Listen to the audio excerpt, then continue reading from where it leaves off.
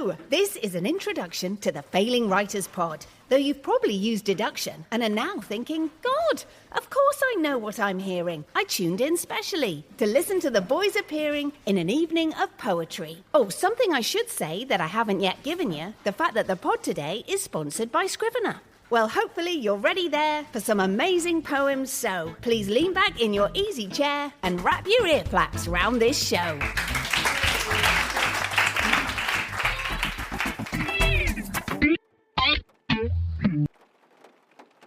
We're actually sat in the car because it's raining outside. We've not been let in yet. So we thought we'd just have a quick conversation. I want to know how everyone's feeling right now. I mean, well, obviously I'm looking forward to it. I've spent a long time writing the poems today, and I can't see there being many problems with it. Is that actually true, Tom? Well, see, what I'm thinking is, and you'll appreciate this, John, I'm leaning back onto my experience of writing adverts and presenting them to clients. Right. Where you can write something thoroughly average, but by really performing it, and I mean like really performing it, it can sound like it wasn't rubbish. Yeah. You see, it's interesting, isn't it? Because there's a two-sided thing to this activity, isn't there? There's the poetry and then there's the performance. And I'm very comfortable with the performance, as I'm sure you are, Katie. Yes. You know, that's our happy place. That's our natural habitat. The limelight. Yeah. But I think the poetry is where our demons reside. I didn't know where to pitch it for an unknown audience. So I wrote one that I wanted to write. I wrote a silly little one, and I've written one that's basically just word nonsense, but sounds like a poem. So if it's a bit of a poncy crowd, yeah, I can move to that one, okay, and then I'll be like, oh yeah. So yeah, you're basically interesting metaphors. I'm thinking it's just random. It mostly is random words. That's quite clever. You're going to read the room before you make your move, or I might just blurt them all out and just see what happens. What I really hope is that I'm coming on after Johnny, because then I think generally people will think it's better than it is. Johnny, what have you gone with? How are you pitching it? Are you pitching it highbrow, or are you going for the cheap laughs? If I tell you that I'm reading the room as to whether I should leave in the particularly bad swear words, that might give you an idea. So, okay. That's interesting. But the last time I wrote a poem was when I was at school, and that was under duress, and that was a long time ago. I didn't even realise you went to school, so that's wow. It'll be an experience. Well, great. Well, everyone seems pretty relaxed, I think. Doors open in 5 minutes, so we'll see what's like when we're actually inside. It's going to be different then, isn't it? Yeah. When the real poets start. So I wonder if that sudden outburst from the clouds there, John, is that poetic irony? Is that some kind of foreshadowing that we experience there? Pathetic fallacy. Yeah. Maybe. Yeah. Possibly. What the people crying at our poetry, mate. Yes, the tears from heaven above. No, it was actually very friendly, wasn't it? We walked in and there were lots of smiling, happy people there. Yeah. And even our lovely friend of the pod, Kate Fox. Yes. Who came along to support us, bless her. How nice was that? We had a very nice catch-up with Kate. We asked her what she'd been up to, and she told us all about her latest project, which is a book she published called On Sycamore Gap, which sounded very interesting. Yeah, for anyone who's not familiar with Sycamore Gap, it's a bit of an iconic tree. Or it was an iconic tree. Some bastards chopped it down for a laugh. Yeah, the most famous tree in Britain, which stood alone in a very kind of photogenic gap between two hills near Hadrian's Wall. Yeah, and it was featured in the film Robin Hood, Prince of Thieves. Yeah, Kevin Costner possibly leaned against it. Which also gave us that magnificent run of like 300 weeks at number one, ruining the pop charts. Do you remember when that was just like, yeah, that's number one again? I don't know, how does that happen? Who's still buying it after like 18 weeks? No. Unbelievable. It's the people on the sort of tail end of it you worry about. How are you walking past the record shop or the supermarket going, oh, do you know what? I will have a copy of that song. I fancy hearing that. Yeah, it's been on the radio constantly for the last 4 months, but I should probably get a copy. But yes, one night, for no discernible reason, it was felled by two chaps in an act of vandalism that a lot of people took very personally. Yeah, but we got talking to Kate about this before, didn't we? She was saying she went to the trial and everything, kind of sat on it, and she's got like really invested in it. But I had a look at Kate's book. It's a very lovely contemplation on nature and growth and loss and renewal. Lots of Kate's wonderful poetry in there as well. Before we kick this off, Tommy, and we start listening to the actual poetry, should we talk about like the act of writing poetry? Yeah. And where the inspiration comes from?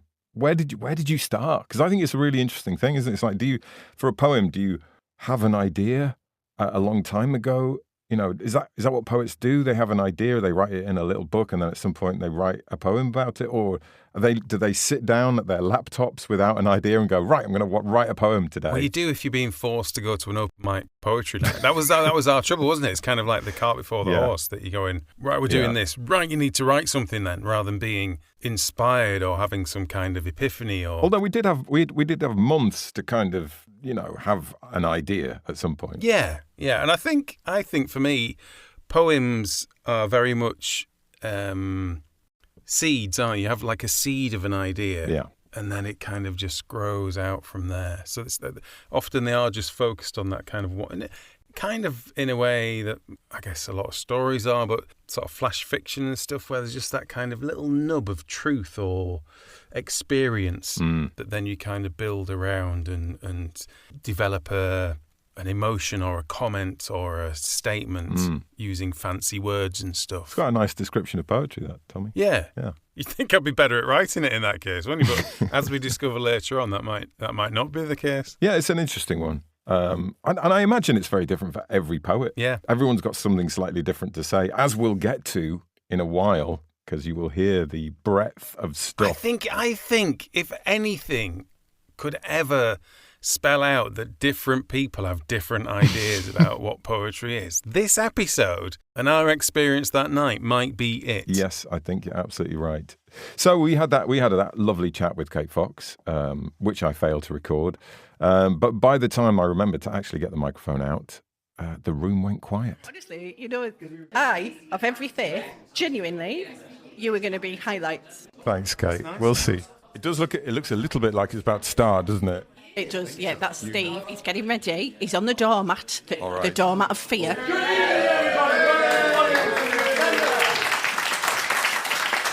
the June edition of Poetry Jam, we have 3 fantastic guests here tonight, and there's lots of opportunities to get up and read your poems in between the guest sets. And we've also got some special guests here. I don't know where... Oh, there they are. There's some people come here to make a podcast. And I'm going to invite John up here to tell you a little bit more about his organisation and what he's going to do. And then I'll read you something, and then we'll crack on into the jam. Thank you, Steve. Hello, everybody. My name's John. Sorry, hang on. Let me start again. I'm John. He's done his shoulder. He is on some quite serious drugs. So whatever he says tonight cannot be held in evidence against him. We host a podcast, a writing podcast called The Failing Writers. And the failing writers refer to us, by the way. That's I always have to explain that because it makes people nervous. So the idea is that it's our journey to becoming better writers. And we're interested in all kinds of writing. And we've had brilliant people on the podcast, and we've had lots of poets as well.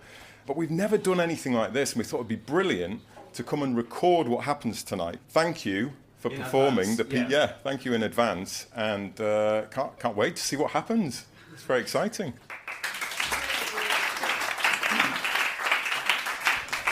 If you haven't been here before, the format's really easy. I'll start us off with a short poem, and then people are invited to get to run up, read a poem, and then sit back down. Someone else will get up, and we'll keep doing that for about 10 minutes or so, and then we'll bring out our first guest, and then we'll have more open floor after them, then another guest around about 8:20, then we'll take a break at 8:30. I'm going to read you something from this little pamphlet that I made earlier this year. Someone very kindly, Anne Porrow, posted a review of this pamphlet this morning, and one of the poems that she really liked was True Faith, and it comes from a NaPoWriMo, National Poetry Writing Month, 30 poems in April, online by midnight each day, or the world blows up or something, I don't know.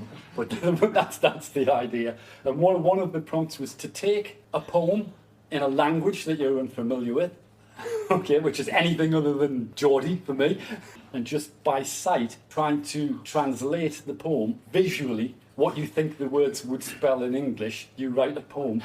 So this is a visual translation with no grasp of French whatsoever, of a Pierre Reverdy poem. This is called True Faith.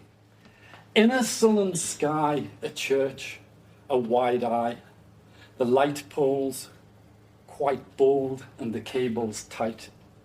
The cross on the road is emboldened and familiar blondes, abandoned men. The quarter is for me and love. Also love of angels on the new Sunday. Also houses of the night. The family, community and universe. One chance to do the charitable thing, the caring urge extol. In a single eye, you will not miss the moon. It is brighter than any lamp. But is there no night without terrible sorrow? And the church is wide, and the floor is open.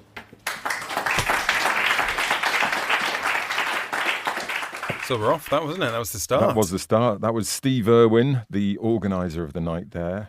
But yeah, it turned out everyone was okay with the idea of being recorded. Which is good. It kind of makes sense, that, doesn't it? Because they're there to share their stuff, and it's just like, well, you can share it with more people. Yeah, it'd be a bit weird, wouldn't it, if they wanted to keep it all secret. You're reading it out loud. It's there for all the world to see. So yeah. But yes, before you could blink, literally, the first poet was up off her chair and reading. Did I wasn't expecting that. No. It was like the start, those old races, like Le Mans and stuff in the olden days, where the drivers they'd run to the cars to start, rather. Right. I was expecting, like, you put your name in a hat and then... Yeah, I think I was expecting that, yeah. Or you put it on, there's like a board on the wall and you write in what time. But it was just like, yeah. Elbows out, off we go. So this was the first poem from the group of the night. This land of my ancestors, is under my skin. I feel its pulse echoing in my blood, my belly, my heart. A land filled with iron, coal, steel. Hard men, steeped in beer, builders of ships, honed in hardship. Men who challenged the sea, died beneath the waves, restless spirits forever searching for a way home. Men, greased by their sweat, smelt the iron in a storm of sparks scarred by burns. Men who delved beneath the earth, hewed the rock in tiny seams, lying in the dark and water on back or belly. Black dust ground beneath their skin and rooted in their lungs. Short lives employed at the mercy of callous owners, their pay eaten by tide company shops. Love, toughened by necessity, women aged by hardship. Childbirth, a joy that brought new life, but more often a curse than a blessing. Bringing death in blood and pain for babe and mother.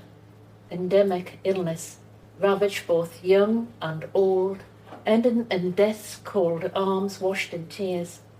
A life hard-lived, resources scarce, necessities, food, fuel, care, when needed, shared.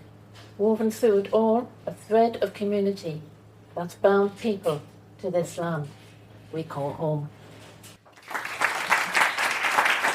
So yeah, that was the physically strongest poet who could fight off the others to get up first. What did you actually think of that, the free-for-all format? Because I was talking to Katie about it afterwards, and Katie didn't actually end up reading a poem. Yeah, because she's weak. And she couldn't fight her way to the front. Yeah, she just couldn't get to the front in time. No, but I think with Katie, Katie's so polite.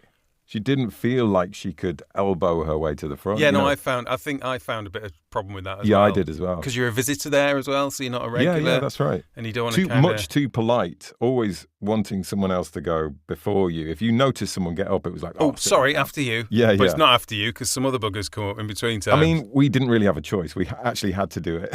Well, that was the other thing as well, because we were doing this podcast, and obviously we need to read our stuff out. There was kind of, it would have been a shame. Once we got to sort of later down the road where we still hadn't read it, it's like, oh my God, well, we actually do need to read these. So we were literally like queuing towards the end. But it's interesting. It's you did have to push yourself forward a little bit, and that's quite an uncomfortable place, I think. Made it kind of exciting, didn't it? It adds a little frisson of a spark of, Me next. Yeah. Let's have another poem.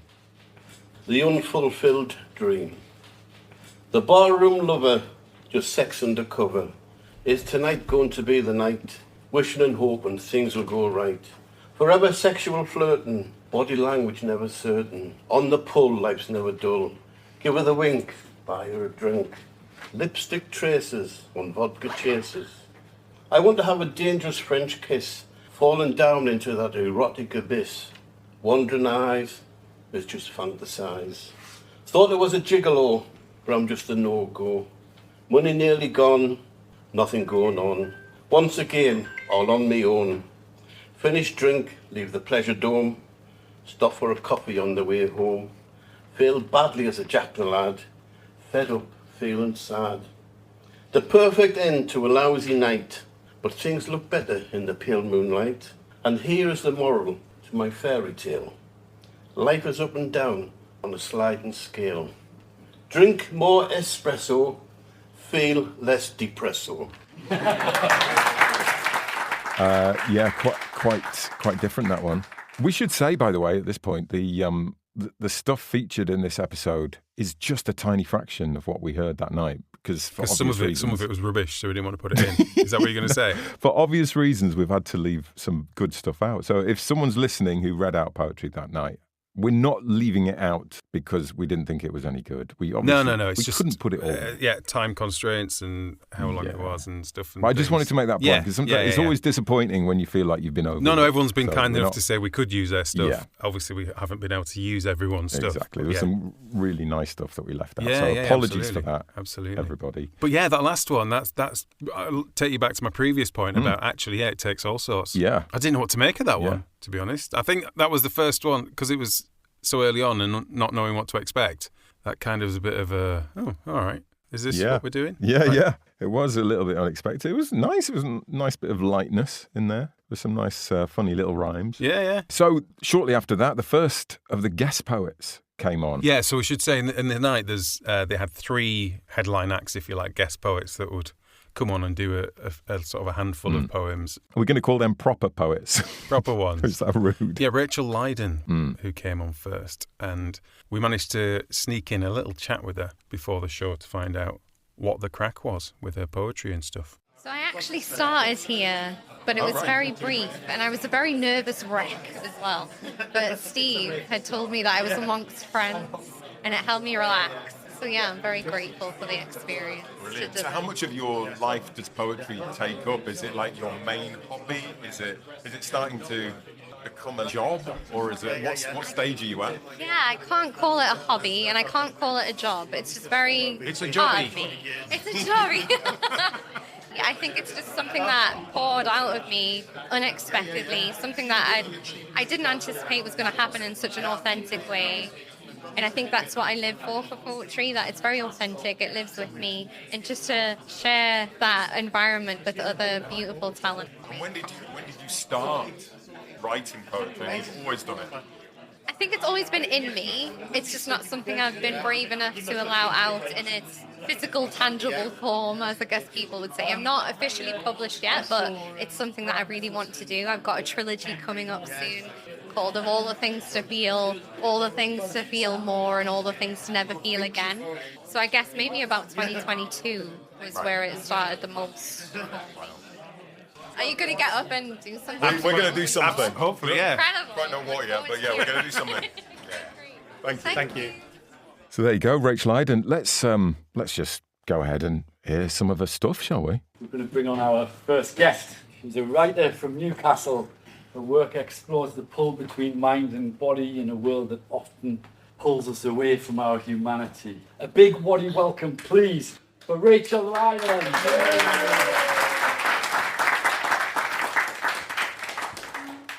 I'm Rach, known as Rach Writes Real. I grew up with 4 sisters and 2 brothers. And my brother is the eldest, and I'm the eldest female.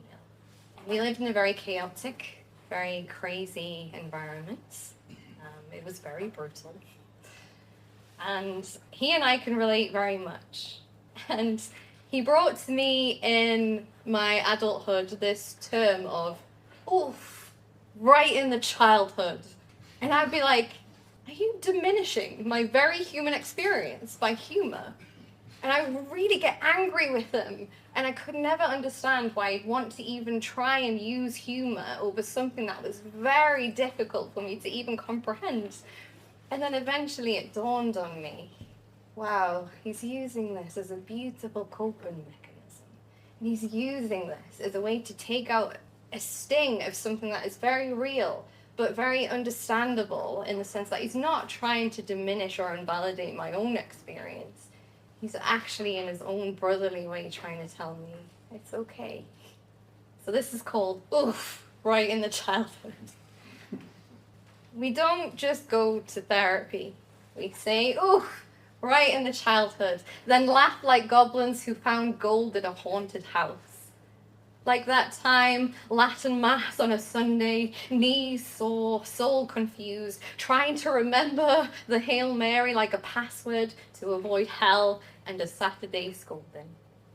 Couldn't even play outside with a priest in your head and the guilt in your lungs. Oof, right in the sanctified trauma. We were 8 and 10. Sitting too close to the telly, watching Starship Troopers and Pokemon, cartoons and carnage in equal measure, before taking ourselves to school like miniature grown-ups, armed with our hopeful imagination and unspoken grief. Oof, right in the cartoon coping. There were 7 of us, 2 boys, 5 girls. Sundays, there was a roast that smelled like it died again. While cooking, we called it a banquet, but it tasted like beige. We had secret codes at the dinner table, a Morse code of eye twitches and toe taps, sibling telepathy just to survive, because past the salt could become past the shame in seconds. Oof, right in the roasted chicken. We knew exactly which floorboard would creak on the landing. We tiptoed like ninjas for stolen minutes in late-night games. We risked our lives for 10 more seconds of joy. Our reward? A biscuit, Haribo, or chocolate from the hidden pile of shame, aka the holy grail of coping mechanisms. Oof, right in the digestive. And you, dear brother, you told me vitamins were Smarties. I bit down with joy and swallowed betrayal. You laughed so hard, and I forgave you instantly. And that's how love worked back then, in pranks and poison. Dinner, a riddle, a gamble, an archaeological dig into the chest freezer, where frozen peas met fish fingers and became soup. Chaos stew, and still we feasted like royalty with the heaviest kind of curfew. And when it got too much, when the air buzzed with, what did we do wrong now? We built worlds, castles, out of pillows and blankets, thoughts of the imagination where we weren't mistakes, we were kings and queens on missions to anywhere but here. So yeah, we joke now. We make memes out of our trauma, and we laugh loud so it doesn't echo. And we say, oof, right in the childhood, and it lands softer. Because we survived it together. Scarred but still cheeky. Damaged but still dancing. And maybe that's the most beautiful rebellion. To take the thing that tried to bury us and use it to make each other laugh. Oof, right in the resilience, right in the love, oof, right in the childhood. I like that one. I thought it was a nice rhythm to that one, wasn't it? Rach's stuff was very personal, wasn't it? It was, yeah. Very much about her life and her kind of working through difficult memories and things. Yeah, very much an internalised kind of poetry, wasn't it? But I like that, yeah, using that phrase to kind of punctuate the verse and bring a bit of lightness. But there's this big layer of quite heavy stuff over the top, like unnamed stuff just off camera. I thought that was very good. Next up was Wayne. Unfortunately, most people didn't actually say their names before they read. So we're not name-checking very many people here. But Wayne did mention his name. And this is his poem called Migration. So I first came to the UK about 6 weeks ago. Everyone always talks about migration being transformational, but so far for me, it's been uneventful. Different, but different in all the expected ways. Like a turn of phrase you didn't see coming, but when it arrives, you realize you should have seen it coming from a mile away. All that to say, I'm very pleased with the differences.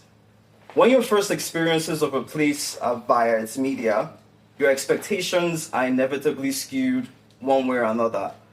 Like with the UK, you almost expect that 2 or 3 streets away lives Harry Potter.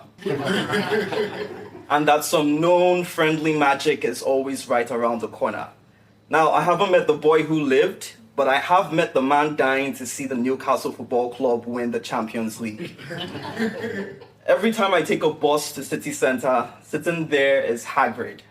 And when I take the steps to the top deck, I almost expect that the clouds will draw near and we will lift off on the wings of northern winds to rarefied air, a place where everything is perfect and everything is fine, because once you land there, all of the complications in your life are purified by the great light of a Patronus spell.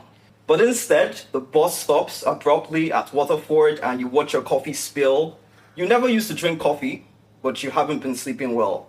And it's not really a problem. Maybe your eyes just really like everything they're seeing and don't want to stay closed.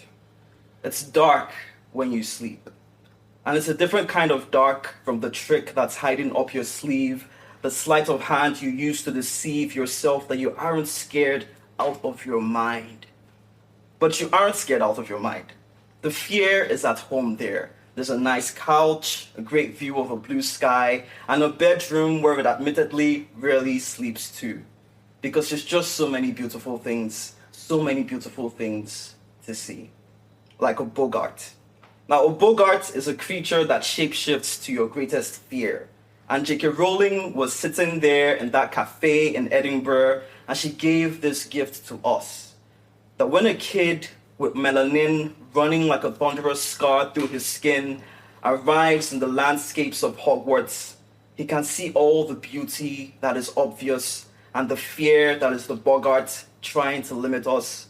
He can look that fear in the face and say, ridiculous.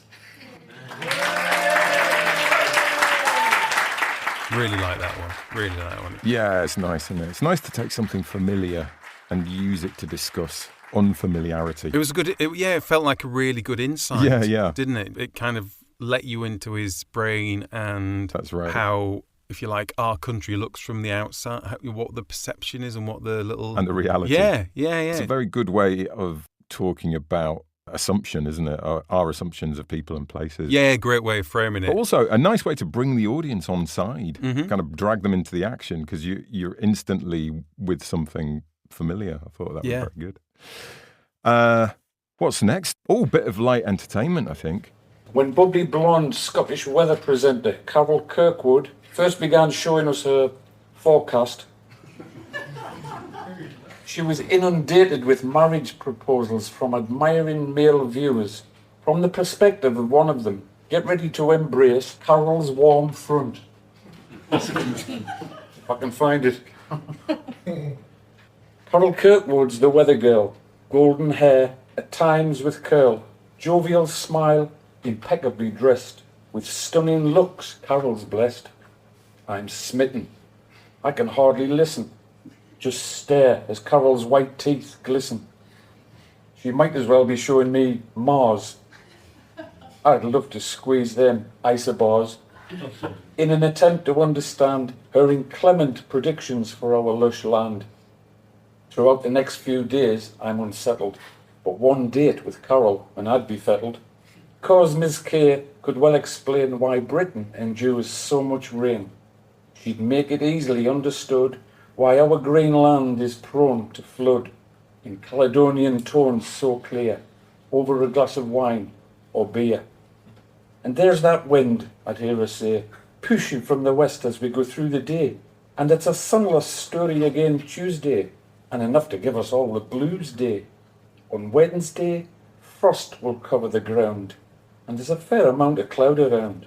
So, into the weekend we totter, when luckily things will get much hotter.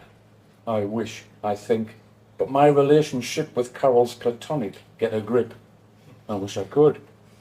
I turn to jelly when I see Carol on the telly. My early morning totty fix, drooling over me Weetabix. Dream on, you never know. One day I might just meet the weather girl who's also sweet. Thank you.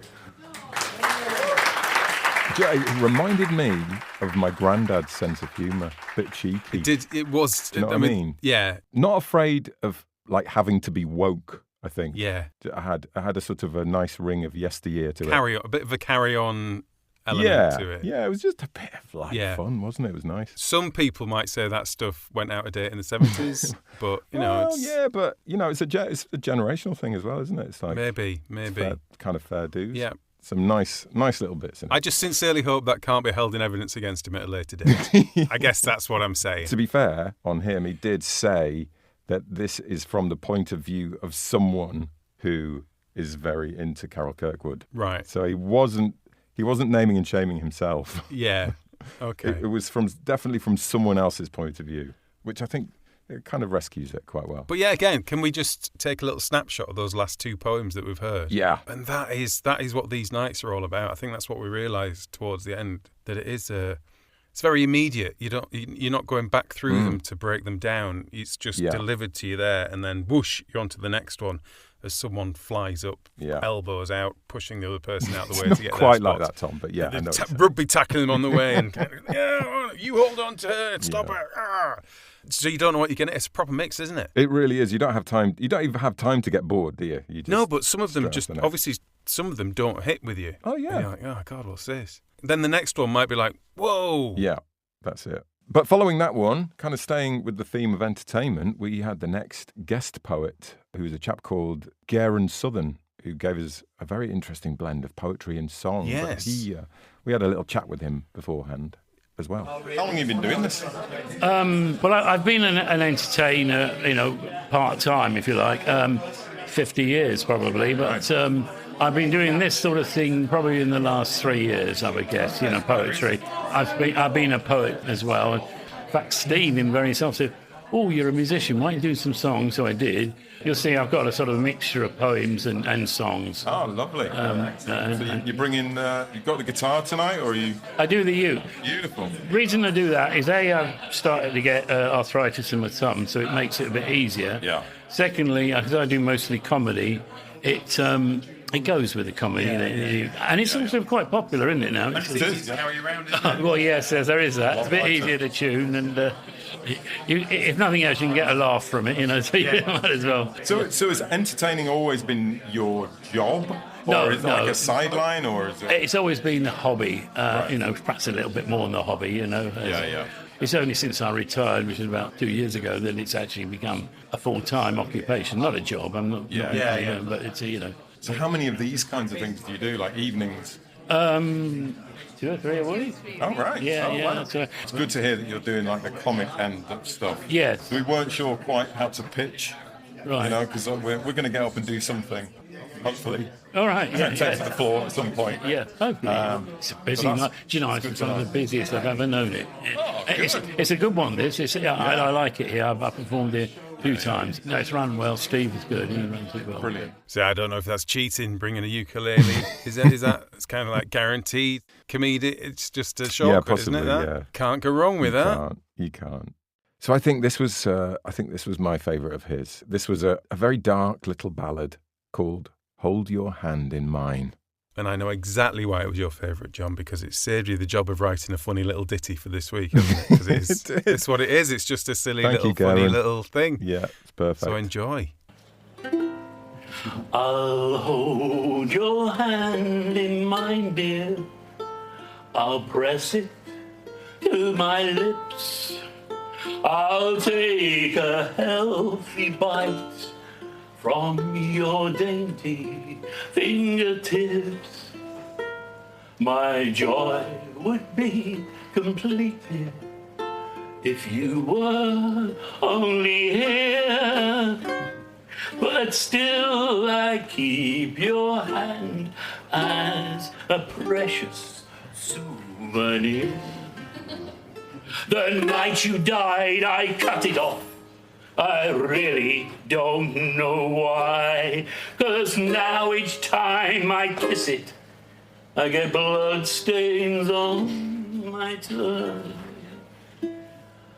I'm sorry now, I killed you, but our love was something fine until they come to get me. I will hold your hand in mine. I did like that one. I think I did like that. That was very good. A little bit disturbing. Yeah, but in a nice kind of way. Yeah, in a nice way. Yeah. Very nice. Yeah, we were talking about the order things come in before, because you obviously get a very eclectic mix, don't you? Yeah. You'll get something quite polemical, and you might get something quite light and funny, and you get something sad. Because, mostly the order that the poems come doesn't actually seem to matter a great deal. It's a good thing. Apart from, do you remember the poem that I had to follow, Tom? Yes, yeah. I was just going to say it's kind of nice because you get this lovely mix, which is brilliant, unless you're following something like this. My breaking point. If I should see my breaking point, whatever torment takes me there, let me remember to look around and see what else is there. I know I have my breaking point. I don't know in what form it will be. Will it shock just those that love me, or the world that doesn't know me? An ass of myself that I might make, language I might freely use, or some dark line that I can't cross back. If I should reach my breaking point, let me make that call for help first. Rest in peace, Sky.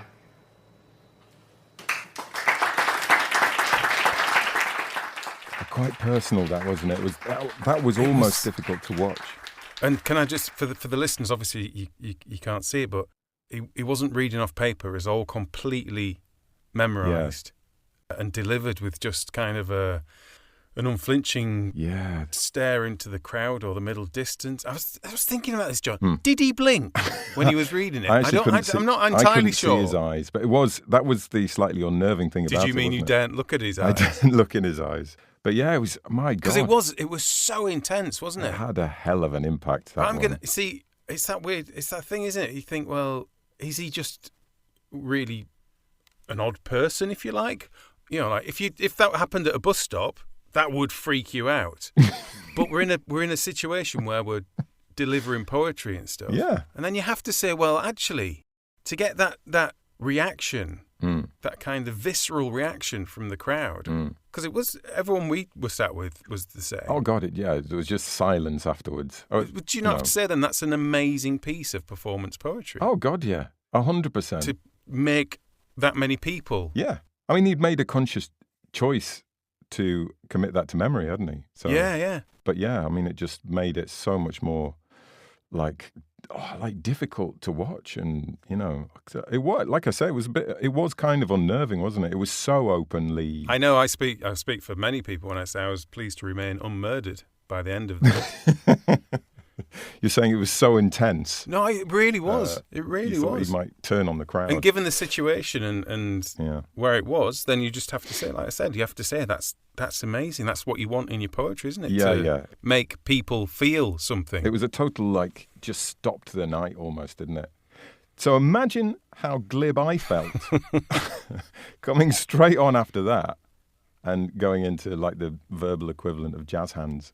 Oh, yeah. I wrote this for you guys, especially. Our tongue is twisted, it's called. We're all so proud of our mother tongue. The distinguished English of John Donne, of Shakespeare, Eliot, Graham Greene, of Blake, Browning, Milton, Keynes. And yet, let us dispense with the pretense that our lexicon makes any sense. And hence, on behalf of those who yearn to learn this language that we speak, I present a critique, a mangled sample of my concerns. For example, O-U-R spells hour. So surely we should count 1, 2, 3, four.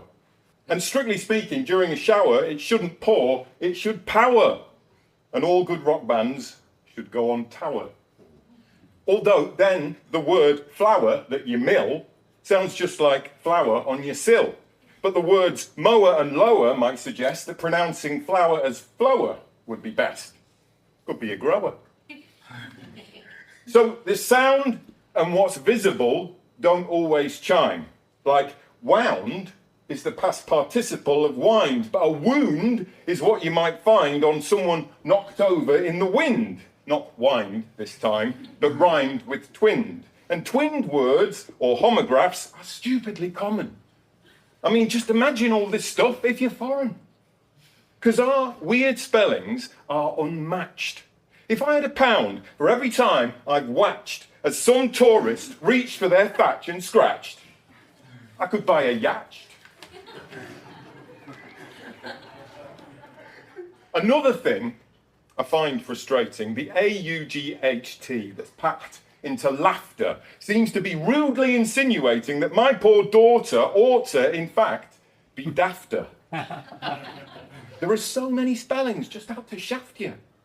So I'm just grateful that we live up north, where pronunciation's more straightforward. Example, the letters USH, for what it's worth, aren't anywhere near as awkward, because down in the south, you push and flush.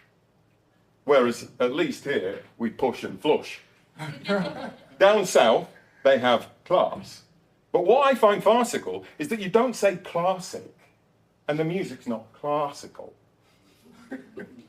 Now, last but not least, let's get straight to the irrational beast, OUGH. An innocuous string of letters, but very unsettling for new English settlers. Because learning this language is rough enough. But imagine if you lived in Slough, in winter, with a hacking cuff. You're out of duff because of all the stuff you buffed. And so you puffed right on through the druft. For warmth, you burn trees buffs. You drink from farm troughs. And even thus, I've been quite thorough about how all this guff makes English tough. We all secretly love this stuff. Still, it turned out okay, that, didn't it? That was good. That was good. It was all right. I was pleased, actually, with yours, because when you first started, I thought, oh, no, this has been done before. This is quite a well-trodden path, which is... Well, that was interesting, because I think the first thing you said to me, I don't know if you remember this, as soon as I came off, was... I think you said something like, yeah, it was interesting, John, because it's very much been done before that, hasn't it? Yeah. But you found a nice twist on it. Or yeah, something but then you managed to make it your own. Oh, thanks, Tom. That's really No, but supportive. it's hard. You've made it harder for yourself by doing something that's been done. I mean, everything's been done. That's the point, isn't it? Literally everything's been done. Yeah. Finding new ways to order things. You found a lovely, some nice little bits in that. Yeah. It was, I think the crowd enjoyed it too. I think everyone enjoyed it. I felt like the crowd, it did take a bit of warming up. Do you know what I mean? After that, the prior poem. Yes, yeah. I definitely didn't have the the crowd in the palm of my hand to begin with. It took a little bit of come on the journey. But yeah, but that's the name of the game, isn't it? You don't know what you're coming on after or before. No. So you were sandwiched between two very different but very individual and memorable things, weren't you? I think so, yeah. Because after you came the Lion of Newcastle. Yes, the guy who introduced himself. Who wasn't actually a lion. It was just a bloke. But, turned out it was just a bloke. Which is like mildly disappointing. Just a bloke. Yes, it was a chap called Tolu Akinyemi. But what I loved about this guy was his attempt to get the crowd going. Oh, and see, I that's where we differ, isn't it? I bloody hate stuff like that. I hate that stuff. But what I loved about it was the extremely British reaction that he got, because he asked us to roar twice, and that first time people were relatively enthusiastic. But listen to the second one. So I'm Tolu Akinyemi, the Lion of Newcastle. Can I have a loud roar like a lion? Roar! Can I have a loud roar like a lion? Roar! I'll read 2 short poems, and the first one is Kill Me Slowly. This is how to kill my self-confidence. Tell me all the exploits my mates have accomplished. How the son of the man next door has been called to the bar. Not like me jumping from bar to bar in London. Tell me of my mate who went to the moon and kissed the sun. Don't forget the one who built a mansion on Mars. Tell me one at a time. Blot the words till I freak out and my life becomes a blur. Thank you. So I really like that poem. The idea that, especially when you're young and with social media and stuff, that it can feel as though everybody's doing better than you. I thought that was very nice. That was better kind of listening back, because obviously on the night, sometimes you miss bits, even from people who had very, crisp British accents. So it's nice to be able to actually turn that up and focus on it properly. Yeah. Thomas, what do we have next? Oh, wait a minute. Next, it's Tommy time. Yeah, well, unfortunately, actually, next wasn't me. Next was someone that I was waiting on the side, and someone jumped up and stole my space. But that's fine. Oh, that's someone fine. who'd already been as well. How do we feel about that? The good thing, I'm not bitter about that. It's fine. It's fine. Move on. We don't. Your face as well. You turned round to us and went, "What's going on? He's already been." We don't even need to mention that. I don't know why you brought that up, John. But what did annoy me more was that I did want to come on after the Lion of Newcastle and make the crowd make a noise of a different animal. Squirrel or something. But then that's probably a good thing, because I don't know if that would have been offensive. I don't know what happened. Anyway, yeah, so it was me. And do you know what? I don't know if it was just a situation and that kind of, you don't know when you're going to be on and stuff, but I ended up being more nervous than I thought it would be. Don't know how you felt going up and doing yours. But I think you are more nervous than you think you're going to be. I think that is dead right. I mean, I wasn't like, you're not a sort of panic level. No. But you definitely can feel a little bit of adrenaline. Yeah, you set off at a hell of a pace. Yeah. I was like, slow down, Tom. We can't hear every word. Well, let's see what people think. Yeah, let's hear it. This poem is called "You'll Be Shocked at How This Poem Ends." Bit of a commentary. It's not giving anything away at the end, but there might be something. You have to listen. We're very much commentary on the internet and the world and clickbait and the cesspit that Twitter's becoming. Everything. Watch until the end. You won't believe what happens next. The doctors hate this one trick. Don't resist. Click, flick, quick. Swipe for more tripe. Tweaking for a line of dopamine into your prefrontal cortex as you invite the algorithm to gavage your brain with empty, slurred content. Like a dog chasing an empty-handed throw over and over, brain-dead rover. It's clickbait, and switch off your critical comment.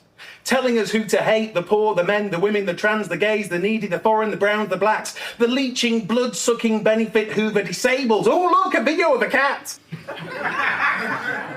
And you think you're immune because you can see what they're doing. You know better, you're wise to their tricks. But I'll tell you now, the top 10 reasons you can't resist. Or at least I would, if any of us still had the attention span to get to the...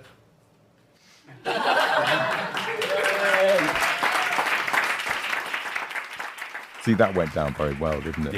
Yeah. Obviously, I'd warmed them up by then, so Very much so. Very much so. No, Yeah. that was classic Tommy. It had all the Tommy hallmarks. That was lovely, playful and thoughtful and funny and a bit of a serious message in poignant there. as well. Yeah. It was very nice, and nice rhythms as well. Like nice changes in rhythm, which I like in a poem, because sometimes poems can be a bit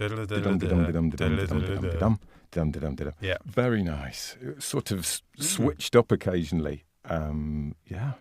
It was great, Tommy. It's a good performance poem. Yeah, wasn't it? exactly. That's the I think stuff that's you what wanna I was hear, isn't thinking it? when I was looking to write stuff. Really perform, because some of the good poems we heard on the night didn't perform that well. Yeah, and not because of the people performing them, but just sometimes they don't. Do they? There is definitely a difference to a poem written to be read and a poem written to be read out. I think that might be true. Yeah.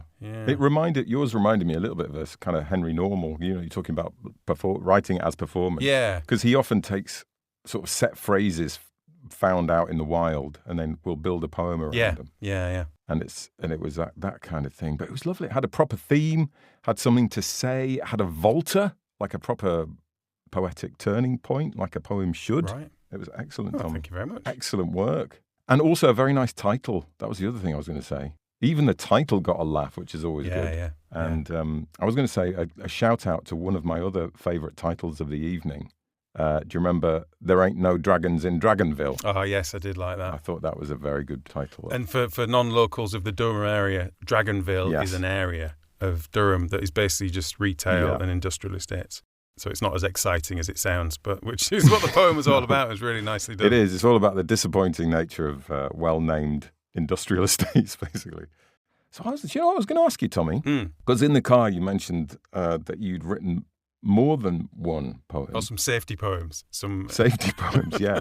What about them? I mean, can we hear the others? I want to. Well, as it happened on the night, I thought, I don't know why I was so bothered about what might fit in. Because obviously just anything. Literally anything. There was no rules on that, was there? So no. Yeah. I want to sort of try and imagine how those other poems might have gone down. Well, I think I probably should have done one of the other ones because one of them's really short. I don't know if you remember, we did a poetry episode a bit back and I mentioned that I really hate haikus. You did, yeah. Because I do. Because they're ridiculous. So I thought, I'll write a little poem about that. So it goes like this. It's called I Hate Haikus. I hate haikus. They just sound silly, so I'd rather not write one if I'm going to be completely honest about it. I'm never quite sure what constitutes a syllable. So just a little nice. Play on the form there. Always playing on the form. Yeah. Can't resist. Yeah. Yeah, nice. And then the other one. So you were thinking of like just sticking that on the end. I've got another one here for you. Yeah, yeah. And then the other one, in case it was just full of like really like snobby poetry, yeah types. I know exactly what you mean, Tommy. I'm nodding. You'd be disappointed it wasn't, but I was quite grateful they weren't there. Yeah, I thought I'd write. I don't even want to read this one out really because it's just nonsense words. I can't wait. So, I honestly can't wait. Right, it's called Goodbye. Oof, already struck in the chest. Okay. The boiling stench of empty words hangs Damoclean through your gaze. The leaves that curl like frustrated lips, never to find their green again. The erosion of time meanders as moments flow to find the sea, and the hand that rests upon my cheek is familiar, alien, slow and weak. The yearning learns upon hopeful eyes for meaning to seep and creep and fly, the hope that wanes further, lower, more. At every turn lies behind me a closed door. The tock-tick of the mind that was you then has melted into puzzles with no solution. And now, all right, all the rhymes don't land. And even now, you yourself can't find the rusty gravity of being sacrificed to time. That is glorious, Tom. I mean, that is literally a poem about bullshit. Yeah.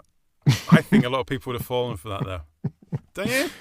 No, it's great. It's great. Sounds it's right. lovely. Sounds it's. Again, the musicality is important, isn't it, in poetry? It gets you out of all kinds of trouble, that. It really, really does. You get those little half rhymes. You get the odd little, what do you call them? Bad rhymes. When it rhymes in the middle of it. Rhymes. Clumsy Forced rhymes. Clumsy rhymes.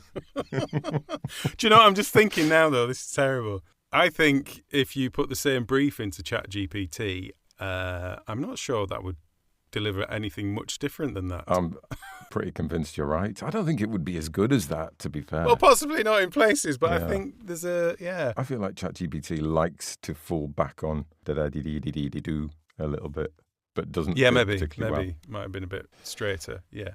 But anyway, so I'm glad I didn't get that out, really. I don't think it would have had the same... No, it definitely would have got a round of applause. Not many laughs in that one. And some thoughtful nods, I reckon. But that would have been interesting. It's like kind of the equivalent of giving people that really like wine a £5 bottle of wine in a telling them it's great, £50 bottle. Possibly. And just see what they think. But yeah. Anyway, enough of the proper poetry. It's time to move on to our mate Johnny P, who came along with us. This is a treat. What are you on about? We didn't know what to expect, what he'd come out with. No, we really didn't. Because he's not a poet by any stretch. He wouldn't claim to be. So I didn't know what angle or what sort of flavour of poem. He's always been handy with words. Yeah, to be fair. Yeah. But yeah, did we force him? Is that we strongly encouraged him to come along, didn't we? Yeah, he was keen to step out of his comfort zone. Yeah, he doesn't mind a challenge, does he? This is what he came up with, yeah. So this is a poem unashamedly about myself. It's called My Younger Self, an ode to Johnny P. I used to be mischievous me before the thinning hair and thickening artery. Now 60 approached at breakneck speed. Shit, that feels very old indeed. Who turned the time dial up to 10? And how the hell do I turn it back down again? The younger me was always up for a good night out. Now it appears I have friends who suffer from gout. Drunken hugs and dark, sweaty nightclubs replaced by telly, decaf tea and novelty mugs. Nights lost to music, DJs and thumping bass. These days I spend time researching moisturiser for the ageing male face. I used to love to watch the sunrise after a night on the tiles. and how daylight ignites angst over complex Excel files. But you know, getting older is not all bad. It's not something that makes me too sad, because I've done all that, and it's just time for different pleasures with family and friends, making proper memory treasures. So yeah, I did used to be mischievous me, and I sometimes miss that daft lad they call Johnny P. But perhaps he's still got time to shine. We might see him again at a wild retirement party sometime. Thank you. So I was very pleasantly surprised by that, Tommy. I think people enjoyed it. I think they really did. You know, Johnny did what neither of us dared to do. He talked about his own experience. Yeah, opened himself up to, yeah. And it really worked. Yeah. Interestingly, I had a quick chat with Kate Fox after the show and we discussed Johnny P's effort. Do you want to hear what she said? This is an actual proper poet. But then your Johnny P, he went for the kind of it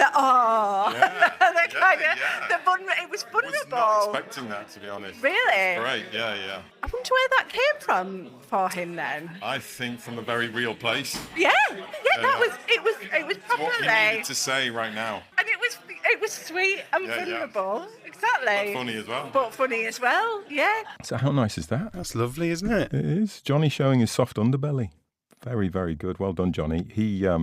I felt like Johnny really got into the spirit of the poetry night. Also, I liked his stance. Did you notice the way he was like casually leaning on the bar? Well, we should also point this out, really. It was quite a strange little setup. Oh, yeah. Because it wasn't, everyone's got this, probably listening to this, imagining like a little stage and like seats in a sort of a crescent half circle in front of that stage. And it really wasn't like that. It was in a little community centre. And there was kind of one little room, then a through bit where there was like a bar, and then another little room at the other end. So it was like a very long room, effectively, wasn't it? Because it was all opened up. Yeah, but with a very narrow bit in the middle. And the stage where you went and stood was just in front of the bar and the narrow bit in the middle. So there was kind of like a row of people quite near in front of you, and then everyone else was sat in the wings. Yeah. So it was a strange little... It was unusual. You had to turn around a lot, didn't you? And to address the entire crowd, yeah. You were kind of... You were turning your back on people occasionally. I mean, what we wouldn't have given for an Only Fools and Horses moment for Johnny to lean against the bar behind him and for it not to be quite there. But never mind, that didn't happen. But yeah, it was nice. He was kind of... It felt like he was being quite nonchalant. You know, like he was chatting in the bar with his mates whilst actually being quite vulnerable. Yeah. Loved it. Yeah. And coming on towards the end, I don't know if that's harder as well, when people are getting a little bit poetry tired, a bit of... Because it was quite a long night, wasn't it? Yeah, it was quite a long night. There was a big quite crowd a lot of people compared to what they normally get, I think. So after Johnny's, there was one more open floor poet before the headline guest poet. Oh, this was one of your favourites, wasn't it? And yeah, I really liked this. I think we can have a listen to this, and I think you'll probably guess why John liked it. Last minute decision to come today. I wrote this poem today, looking through old photographs. So keeping up with the very, very modern theme. This is about the Dispensary Poetry Cafe in Bishop's Castle. They name their coffee after poets. The Romantics assign characteristics, strength, emotion, weight, all subjective, of course. Barrett Browning, balanced, harmonious, meditative. Keats, dark, robust, invigorating. Rossetti, rich, fine, velvety. Wordsworth, a smooth and calming decaf. My cup of Byron, powerful, rich, and smoky, makes me restless. I am restless. I remember Byron on a beach in Siam, dipping his good toe in the bitter North Sea, mourning his beloved dog, and writing of shipwrecks. My dog, Tula, asleep, half and half on the round red rug. Maureen, nose in a book, quiet, brooding, unpredictable. And I, studying the coffee flasks. I am listening to private conversations, sweet and sour as the lemon and lime sponge, ear treats for the soul. They will regurgitate as bilious prose for less empathic beings. Pretentiousness has found me again. And I have found a bathroom wall to write this on. Someone has written I scrawl this as I shit, and that is not the half of it. I leave the apothecary like I would leave an old friend. Wistful, longing, nostalgic.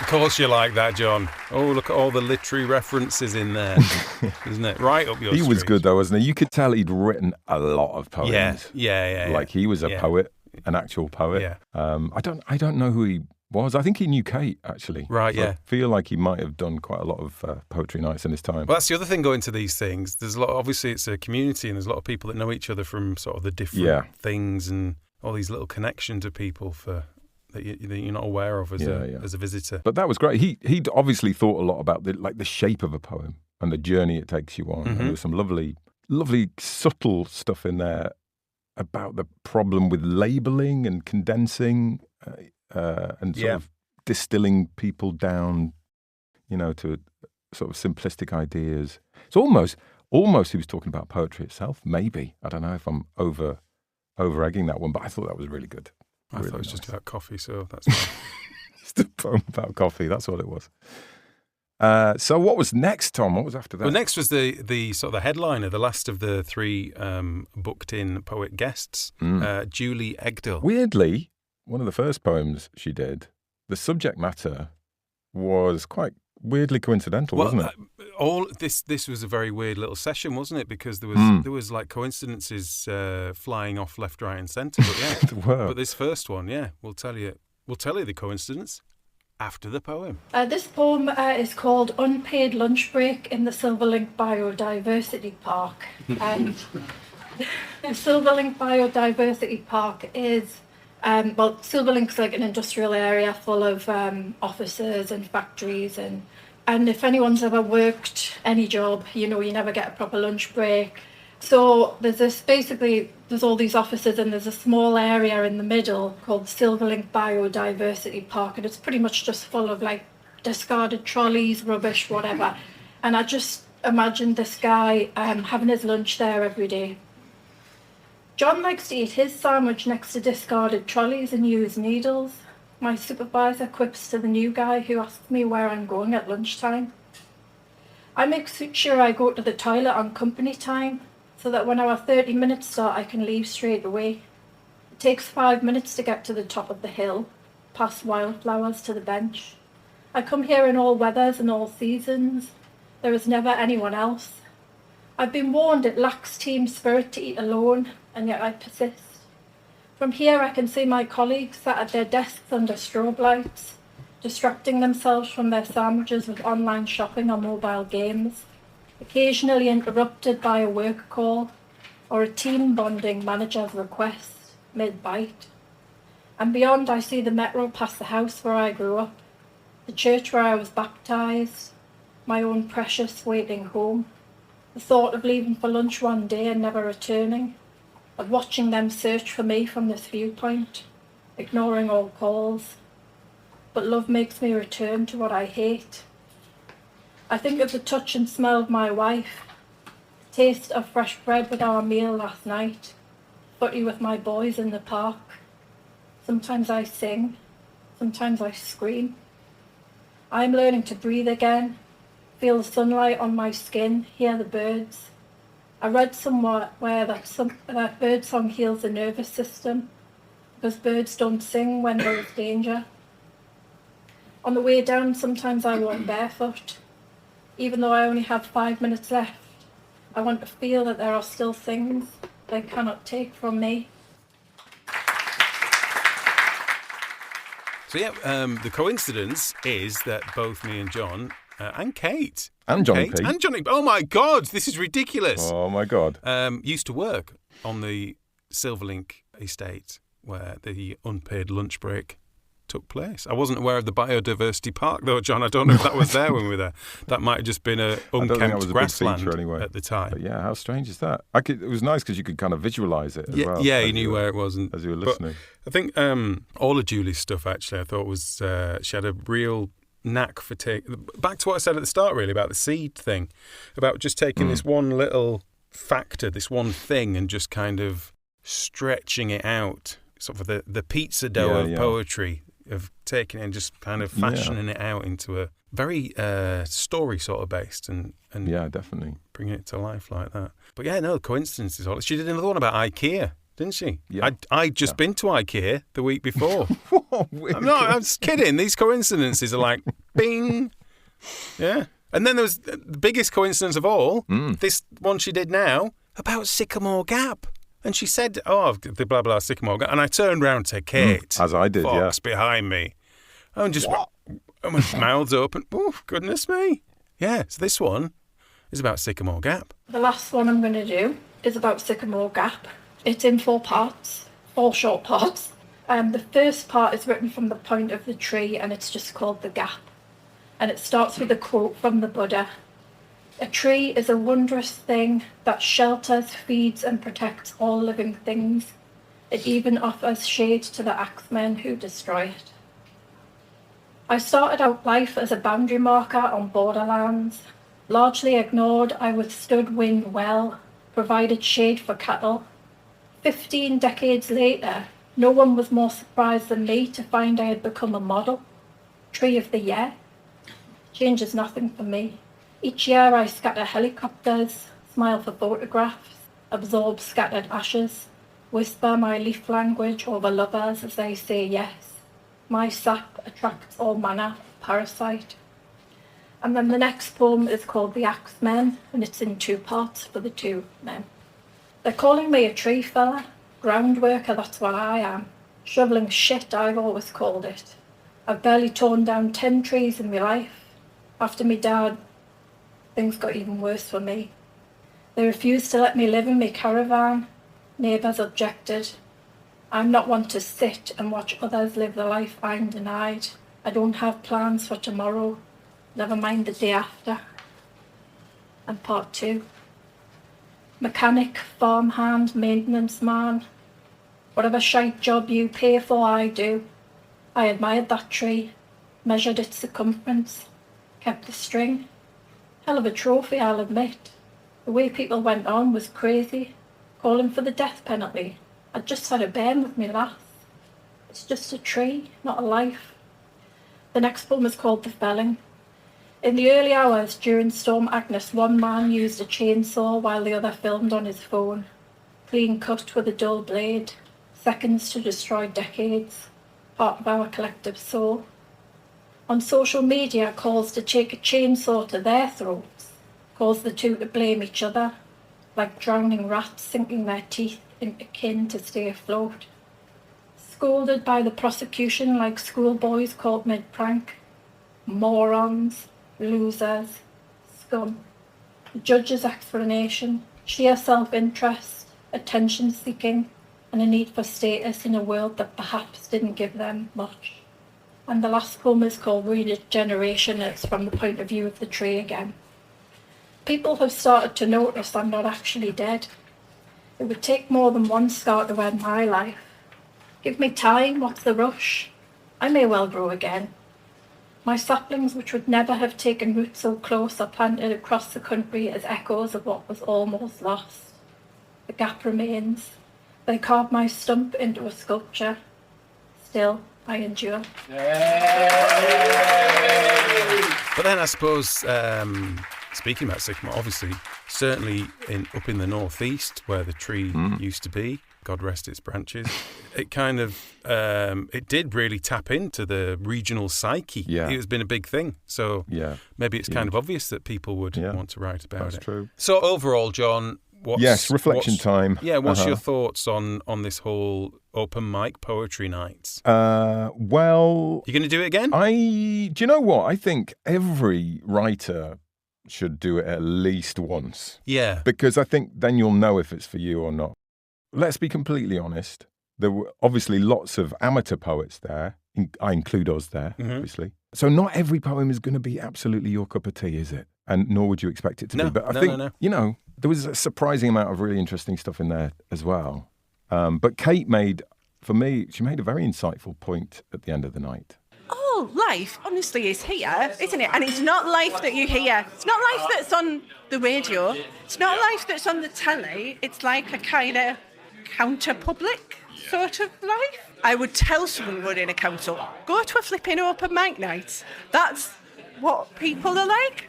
Yeah, so the people attending the poetry night were just a fascinating cross-section, weren't they? They literally couldn't have been more different. No, it really was, beyond that to some extent. Yeah. I guess because, I don't know. Well, I suppose they're all there for different reasons, aren't they? Yeah, that's what I was going to say. It's like a lot of places you go to, if you went to, I don't know, there's a lot more similarities between people doing the same thing a lot of the time. Yes, yeah. Whereas poetry is such an open thing and people coming from all kinds of different backgrounds and experiences. And because a lot of them are talking about your inner experiences, whether that's being an immigrant coming from a different country, whether that's being some kind of weird stalker of weather people, or about IKEA, about daily life, about little twists on that. There's so many different people and different things that it kind of almost eliminates that.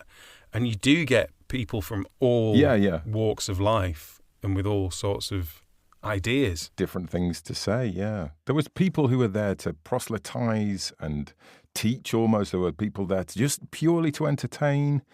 And you also felt quite strongly there were people there who were maybe trying to sort of work through some sort of trauma or difficult event in their life. And not to mention there was quite a lot of people there who didn't get up and read, who just came to listen. Which is great, isn't it? As Steve said at the end, it's always lovely to have pure audience members. You need that, don't you? Unless they had a poem with them, John. And they were like Katie. Too scared. A little bit too scared to get up. Didn't have sharp enough elbows. Maybe I just didn't have the physical strength to fight off the other poets.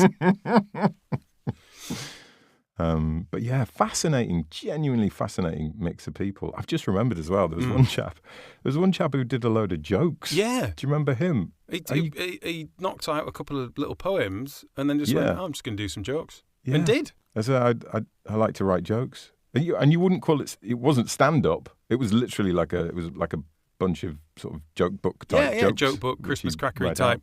Some landed, some didn't. Some didn't. No, but that's true. That's fine. That's the point, I think. Yeah, it was just, he's trying them out. Where else would you do that? Where else would be a safe place to do that? Yeah, exactly. But yeah, a proper mashup of experience. Yeah. But yeah, I am tempted to answer your question, Tom. I am quite tempted to go to another, maybe just to see how they vary, because I imagine that there are some like that one, a sort of small community centre. But I imagine others a little bit bigger, maybe more of a sort of pub atmosphere. Yeah, it could be, yeah. Whether you're encouraged to drink as well would change the vibe, definitely. Certainly would. But yes, if you ever fancy it, Poetry Jam, we would recommend, is the first Thursday of every month at Waddington Street Centre in Durham. And wherever you are, why not just have a little reach out and find somewhere and just pop along? Yeah. Pop along. Write a poem. And just pop, just for the experience, just to do it for once. The challenge. I would actually recommend it. Definitely. So we should thank Steve and everyone who participated that night, and especially the people we featured. Absolutely, thank you everyone. Yeah, genuinely brilliant. And thank you also to Kate Fox for her support. Yeah, for just popping along, because we said, "Oh, are you gonna get up and do anything?" She was like, "Oh no, just chilling, just chilling, just having a listen, just having a listen." Nice to see a friendly face. Yeah, and one final thank you to Scrivener, our sponsors. Thank you for being there for us. If you do want to try Scrivener, go on to literatureandlatte.com. You can get 20% off by using the code FAILING. So do that if you want to. And do you know what? Scrivener actually can help you format your poems more easily. So there you go. That could be handy. Final thank you to you guys for listening to us. Thanks very much for joining us in Durham for our poetry night. Wasn't that interesting? And do remember to share the podcast with other people, please. It really helps us if you can leave a review, subscribe, and force someone else to listen to some episodes. That'd be lovely. Literally sit them down. I mean, yeah, whatever needs to be done, do it. Get their phone out. Yeah. All right. Thank you, gang. Yeah, we'll speak to you next time. Cheers. Hello. Where's everybody gone?